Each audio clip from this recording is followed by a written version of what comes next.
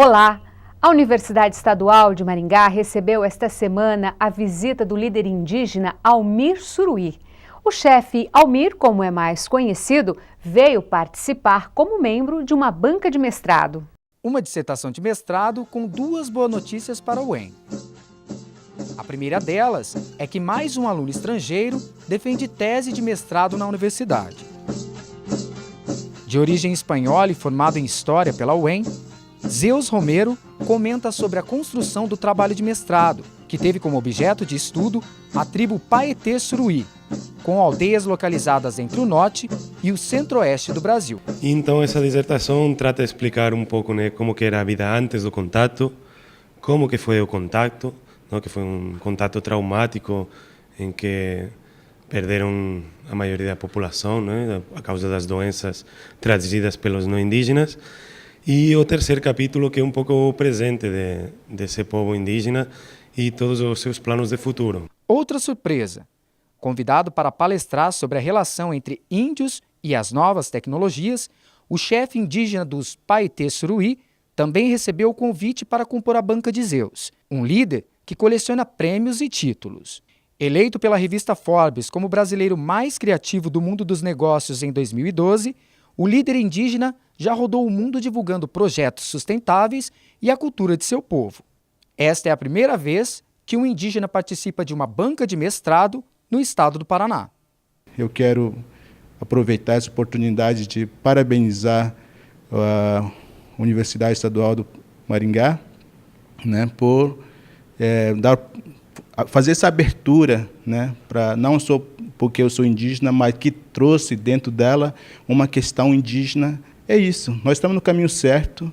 Eu acho que, a partir desse momento, eu acho que pode esclarecer bastante que, indígena ou não indígena, estamos no mesmo caminho em busca de um mundo justo, um mundo sustentável e um mundo de futuro que queremos.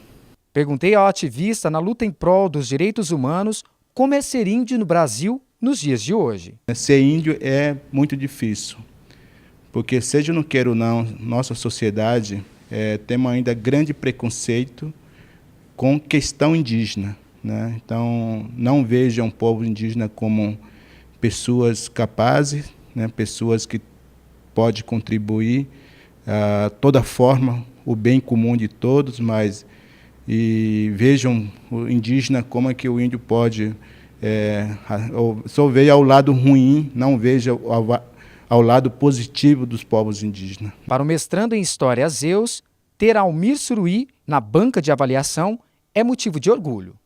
Bom, para mim é um grande honor, na verdade, porque a figura de Almir é muito importante, não só no Brasil, sino a nível global. E também para mim é um honor que um indígena forme parte de uma banca de mestrado, não? E eu acho também que quando os pesquisadores tratamos temas sobre os indígenas, é importante a presença deles. As opiniões deles são fundamentais. O chefe Almir Suruí também conversou com a TV UEM sobre outros assuntos, como a luta pelos direitos indígenas e também sobre o reconhecimento de seu trabalho pela Universidade Federal de Rondônia. Bom, para nós foi uma grande surpresa, né? Porque hoje a gente vê que para a academia e questão indígena, questão ainda muito tem que se aproximar, né? Então, quando eu foi comunicado que os membros da academia da Universidade Federal de Rondônia têm sido me escolhido para oferecer esse título, então para mim foi de grande importância, porque aí isso pode trazer uma aliança muito grande entre questão indígena e academia, para que a gente possa discutir melhor forma de trabalhar com outra visão, né, para o nosso país, para o nosso estado, em especial Rondônia, né? E como é a experiência de dar aulas de sustentabilidade para um mestrado de geografia lá na Universidade Federal de Rondônia?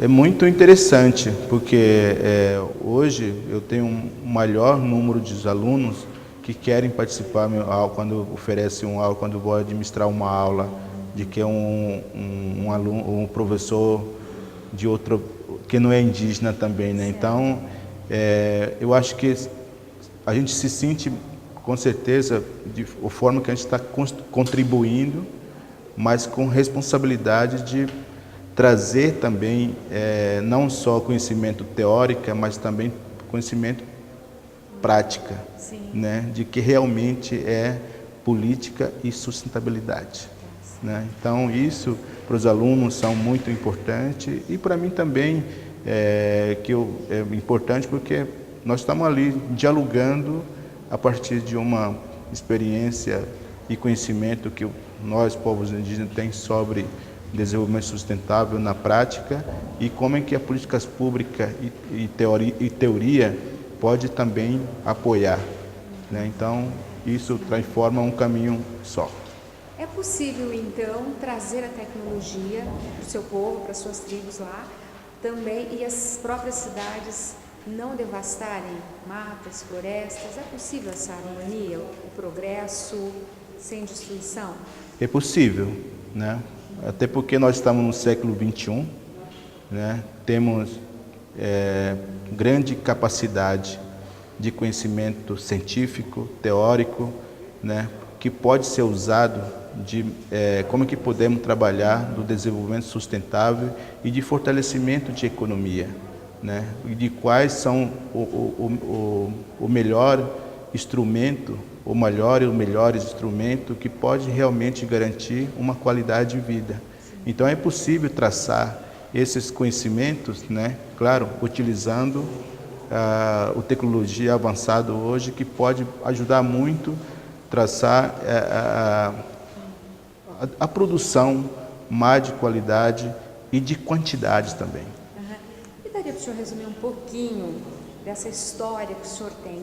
Nasceu em uma tribo, como é que chegou à escola, depois para a universidade? Como é que foi isso?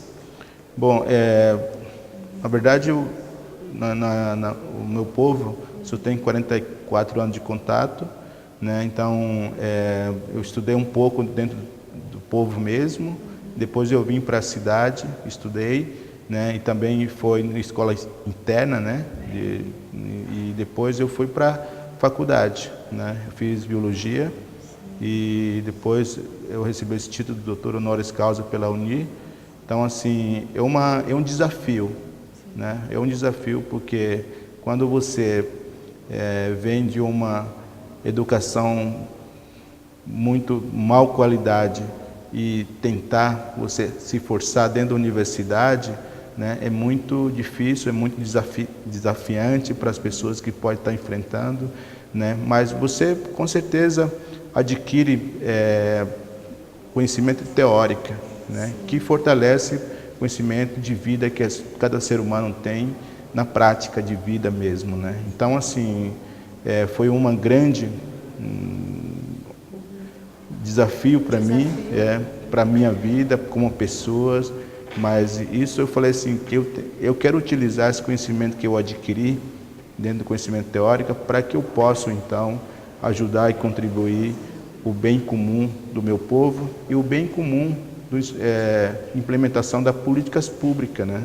Porque todas ações está envolvida a política, né? Na educação, saúde, produção, cultura, né? A vida do ser humano é movida pelo sistema que a política faz, né? Então, por isso que a gente tem que entender, compreender. Então, isso levou a gente que possam ter responsabilidade de implementar políticas públicas brasileiras, né? E ajudar também a entender como é que a gente possa oferecer a nossa experiência, nosso conhecimento como povo tradicionais do país. E o senhor recebeu um reconhecimento por essa luta também, recebendo vários prêmios internacionais. O senhor também viajou para vários países, né? Como é que tem sido isso? Qual foi o prêmio mais importante para vocês? Bom, realmente eu viajei em mais de 40 países, né? Diferentes continentes, né? Mas até agora, não é até agora, eu tenho recebido alguns prêmios, né? Mas na área de direitos humanos, né? Então, recebi os direitos humanos das Nações Unidas e também recebi direitos humanos do próprio governo brasileiro, né? Então, assim, Eu acho que todos os reconhecimentos que as pessoas podem ter pelo seu trabalho, pela sua ação, é importante, porque isso incentiva, isso mobiliza a opinião pública, né? Então, não tem melhor prêmio, né? Assim, porque eu já recebi uma homenagem no Califórnia, por exemplo, tem no dia 4 de outubro, tem um dia do chefe Almir Suruí lá. Então, assim, todos os reconhecimentos, todas as homenagens que eu recebi têm grande importância, né? Inclusive, assim, eu acho que o UEM, né, a Universidade Estadual do Maringá, pode estar fazendo talvez uma grande homenagem para o meu povo sem ele estar sabendo, né? Quando convida a gente para sentar numa mesa onde que está avaliando um mestrando. Então, assim, isso se torna uma experiência, isso se torna um exemplo, né? E que eu espero que outras universidades federais ou estaduais, né, seguem essa experiência que o UEM está fazendo hoje. Sim. E para a gente encerrar, eu gostaria que o senhor falasse um pouquinho o que o senhor pensa, o que o senhor sente quando vê nas grandes cidades os índios longe de suas tribos, às vezes até em situação de risco. Como é que o senhor vê isso? Bom, é uma situação bastante triste, né? E eu vejo que eles não são culpados disso, né? Mas a forma que o Brasil foi colonizado, a forma que o Brasil tem trabalhado com política de reforma agrária que talvez traz isso, né? Mas não quero só também visualizar os indígenas, né? Porque tem muitas pessoas que não são indígenas também estão na mesma situação com os indígenas. Então, falta do compromisso dos governantes realmente trabalhar com seriedade dessas políticas que atendem a necessidade desse povo brasileiro, né? Porque eu não gosto de dividir quem é povo brasileiro, quem é indígena. Não, se nós somos brasileiros, então vamos trabalhar a forma de implementação das políticas públicas brasileiras. Mesmo o respeito que eu quero ter para você, eu quero ter para os outros. Então, assim, então quem tem que fazer essa forma de trabalhar, implementar essa política são os governos, né? Porque eles têm responsabilidade de fazer isso. Então, hoje, eu vejo assim, tem indígena que sem terra, tem o próprio não indígena que tem sem terra, né? Tem pessoas que têm muita terra, por exemplo. Então, quer dizer, falta, né, de entender, zonear, que é o problema do país. Então, vamos trabalhar com política de reforma agrária, então vamos trabalhar com seriedade, com honestidade e com respeito, né, para que a gente possa transformar um país justo para o nosso povo brasileiro.